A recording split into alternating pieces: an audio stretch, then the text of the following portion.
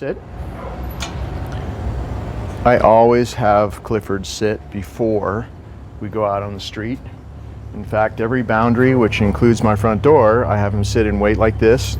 See how he started to get up and then he remembered what he was supposed to do. He's supposed to wait until I come back next to him, pat my leg and say, okay.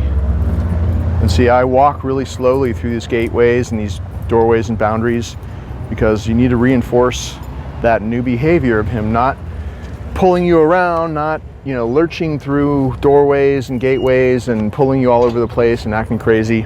And in order for him to be different than before, you have to do something different. You have to do what I'm doing, where you have him sit at the boundaries. You make sure that he waits. He waits until you allow him to walk through. And we're going to do it at the curb as well. The reason for starting off the walks this way, sit,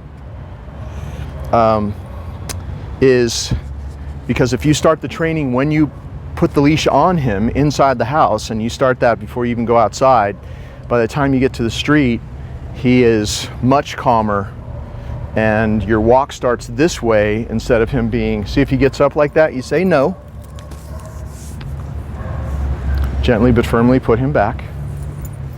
And all I did was pull up with a little bit of pressure. I said no. I stepped into him.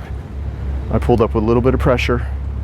And that's the way I've taught him how to do this. I haven't ever corrected him for making mistakes. I just reset him and keep resetting him. And then when he has a success like he just did, come back next to him. See how he's looking at me? Good. With eye contact, rewarding him. He was looking at me as I gave him the treat. So you come back next to him. He's looking at you. You put the reward, no.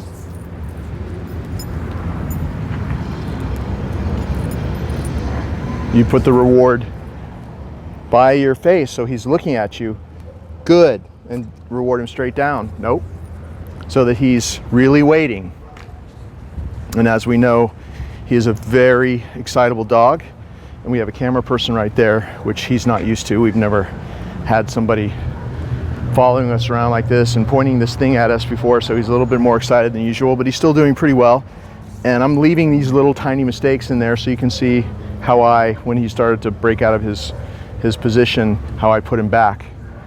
Okay, and now we're going to cross the street. And whenever you're crossing the street, you always have him on the clock. See how he's walking next to me?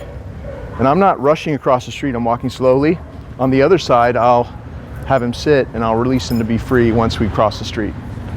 So I'm crossing the street here, get to the other side, do a little left circle, have him sit, and then from this calm sit stay, I release him to be free and we start our walk. Notice how the leash is always loose. He's really staying in a sit stay. I'm not restraining him. Go, I pat his chest and say go, and now he knows he's free. He can sniff around, pee, whatever. Whenever you're walking him just off the clock like this, when you've let him be free, you could take the whole walk this way for the next half an hour. Just make sure that you always keep the leash loose. You want to come this way? So when we're walking, I just keep the leash loose. If he goes out in front of me and starts pulling me, which he rarely does anymore, but if he were to, and I'm sure he's going to do it with you for a while, see how whenever I move away, he's always drawn to me wherever I am? Oh, now he's kind of pulling away a little bit. So just do a little prompt with the leash like this. It's just a signal. The last thing you want with a dog like Clifford is to be doing this, controlling him, letting him pull you. Tension on the leash creates stress and tension in the dog. So that's the last thing you want. A tight leash, restraining him, holding him back is your enemy. It just makes that behavior worse. So you want to use your commands, use body language where you always have come. You can always call him back to you. Good boy. Your right hand has the treat and your left hand grabs the leash, then you have him, and then you can, okay, take him away. He thinks he sees something over there. Who knows what he sees? There's a lot of noises and dogs barking on the street. Sit. See how I did a left circle like that? Had him sit. I can pat his chest. Make sure that he really waits. See how he's really waiting for me? Nope. Go. He's really waiting to be released. Make sure that you reinforce that.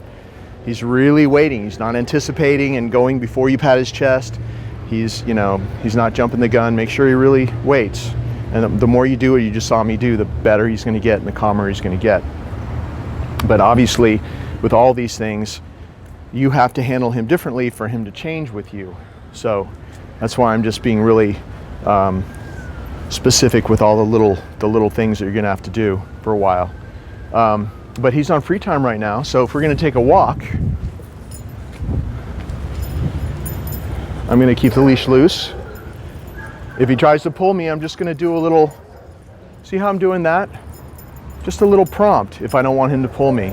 You got this little prong collar on him, and it's obviously it's not causing him pain or anything, but it really helps you. It closes with the same pressure all the way around like this. You just do a little signal. It's a little kind of a little, if he would go away from me and pull, I could show you. A little pop and release.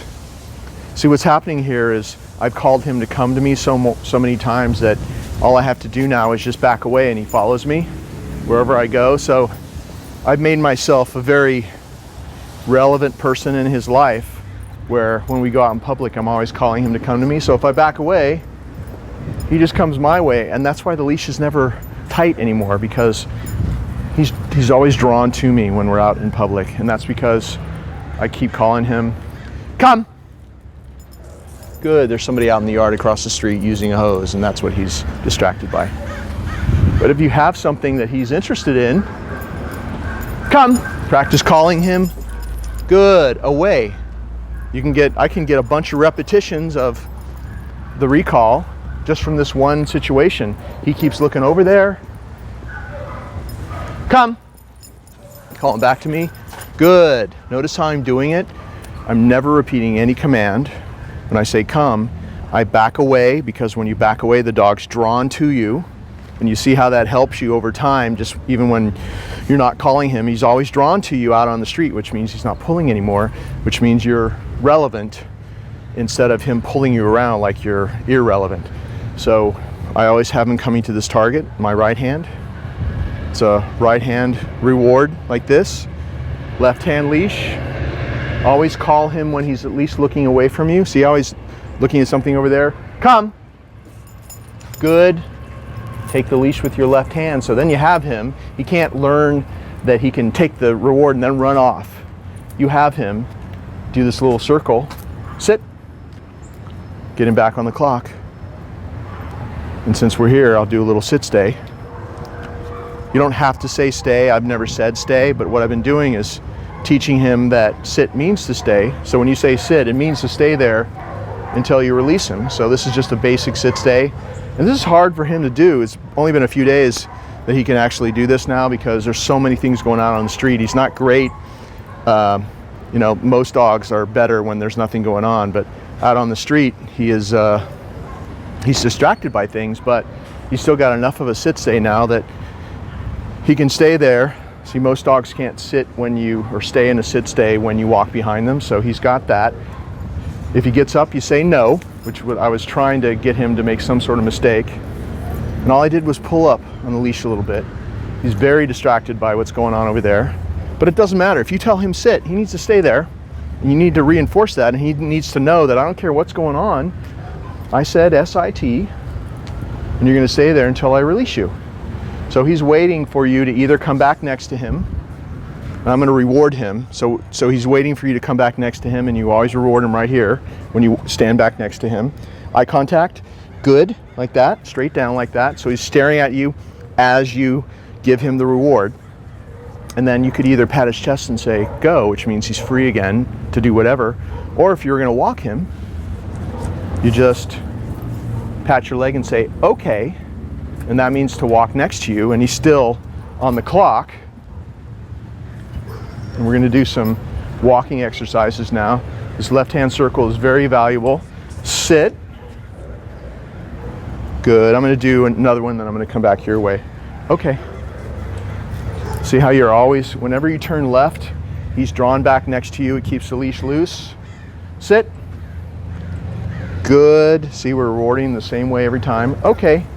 I do a bunch of these every day with him, and it teaches a dog to not pull. See how going left draws him back next to you? Sit. You don't even have to touch the leash after a while. Good. Okay. We'll do one more to show you again. If he's pulling or out of control or whatever, do these little, just gentle little prompts as you go left. Sit, and that keeps him next to you. Good. And then after a while, you won't have to do that anymore. So that's a great leash walking exercise. And then you can do that, maybe just do 6 or 8 of those in a row, which takes you all of 2 minutes. And then go, release him to be free. Let him be free for a few minutes, sniff and pee or whatever. See what he just did? He went to the end of the leash. I didn't let him pull me around. I just stayed firm. He went to the end of the leash and it went tight, and he didn't feel any give at the end of the leash, and he came back to me and he didn't pull. So that's a perfect example of what I'm talking about. Just, it's not even associated with a command, it's just basic leash walking etiquette. So he can have, you know, some free time after you do a little training like that, and then you can call him back to come to you again. Come! Call him back to you. Good. The next thing that I'm going to show you is a little downstay. Down. If he hesitates at all, you see what I did? I just lifted my foot. It took a while to teach him a down. Down is usually harder for dogs to learn than a sit. I mean, most dogs can learn a sit in a couple minutes with a cookie, but it's really, obviously it's a stay that's hard for them because they always pop up. And also teaching them the command, whatever the command is, so that they do it the first time, so you never repeat it. So you're never repeating any command. You've never, through this video, you've never seen me say anything twice. If he didn't do something, like sit or down, there was always a way to gently but firmly reinforce that with the leash. In that case, I didn't even touch the leash, I just lifted my foot. If he gets up out of the downstay, there's a helicopter that went right above us and kind of freaked him out. You say no. Do a little do-over circle. See how I stepped into him? Just do that. See how easy that is? You lift up your foot like that, and then you don't have to bend over, point, snap your fingers, say anything. It's just this. And he goes back down. And all I said was no. And still, I've only said down one time. It was the original down. If he does it again, nope.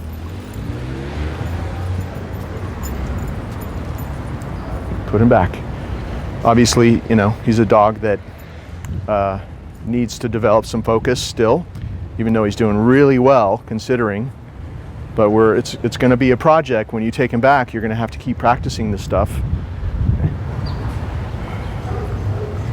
So no matter what happens, what distractions show up, unbeknownst to you, pop up and ruin your downstay, you always want to finish on a success. So we had to make a couple mistakes, but I put him back, kept putting him back, and now he's been there for a few moments. I'm going to reward him. Good. Gets a reward. And then we end on a success where he waits till I come back next to him. I pat my leg and say, okay. And then I'm going to say, sit, because I'm going to release him.